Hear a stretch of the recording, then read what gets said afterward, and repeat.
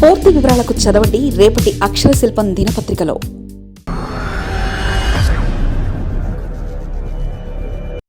ఇక వైవి సుబ్బారెడ్డిదే హవా అడ్డంకులు లేకుండా పోయిందట. ఉన్న ఒకరిద్దరు సైడ్ అయిపోవడంతో వైసీపీ నేతలు ఇద్దరు పార్టీని వీడడంతో వైసీపీలో నెంబర్ 2 అనుకునే వారంతా వరుసగా వెళ్ళిపోతున్నారు. జగన్ పార్టీని వీడి సీనియర్ నేతలు వెళ్ళిపోతుండడంతో ఇక నెంబర్ 2 స్థానం ఎవరిదన్న దానిపై ఆసక్తికరమైన చర్చ మొదలైంది. మొన్నటి వరకు విజయసాయిరెడ్డి వైసీపీలో నెంబర్ 2గా వ్యవహరించారు. ఆయనను కొద్ది కాలం క్రితం జగన్ ఉత్తరాంధ్రకు ఇన్ఛార్జిగా కూడా నియమించారు.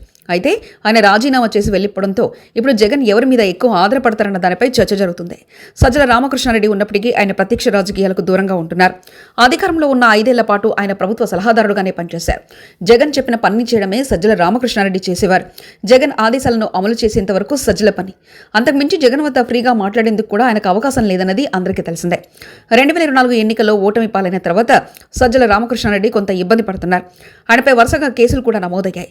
సకల శాఖ మంత్రిగా ఆయన నాడు పేరు పొందడంతో ప్రస్తుత అధికార పార్టీకి లక్ష్యంగా మారడంతో ఆయన కొంత దూరంగా ఉంటూ వస్తున్నారు. రేపు ఎన్నికల సమయం వరకు సజ్జల రామకృష్ణారెడ్డి యాక్టివ్ అయ్యే అవకాశాలు ఎంత మాత్రం లేవన్నది స్పష్టంగా తెలుస్తుంది. ఇక మాజీ మంత్రి బాలినేని శ్రీనివాసులరెడ్డి సైతం వైసీపీని వదిలి జనసేన పార్టీలోకి వెళ్ళిపోయారు. జగన్ కు దగ్గర బంధువు కావడంతో ఆయనకు కొంత ఫ్రీ హ్యాండ్ ఉండేది. ప్రకాశం జిల్లాలో ఆయన చెప్పిన వారికే 2014 నుంచి 2024 వరకు జరిగిన ఎన్నికల్లో అనేక నియోజకవర్గాల్లో జగన్ టికెట్ ఇచ్చారంటారు. ఆయన సిఫార్సుకు ఇంత వాల్యూ జగన్ ఇచ్చేవారు.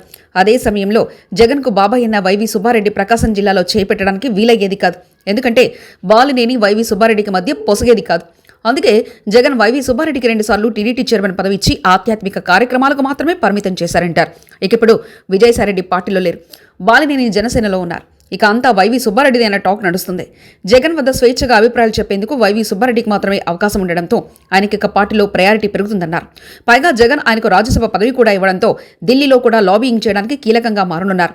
అందుకే ఇప్పుడు వైసీపీలో వైవి హవా నడుస్తుందన్న వాదన బలంగా పార్టీ వర్గాల్లో వినిపిస్తుంది. వైవి సుబ్బారెడ్డి అన్నింటా జగన్కు అండగా ఉండడంతో ఆయనకే ప్రయారిటీ లభిస్తుందని భావించి ఎక్కువ మంది నేతలు ఆయన చుట్టూ చేరుతున్నారట. మరిన్ని కథనాల కోసం సబ్స్క్రైబ్ చేసుకోండి మీ అక్షర శిల్పం. పూర్తి వివరాలకు చదవండి రేపటి అక్షర శిల్పం దినపత్రికలో.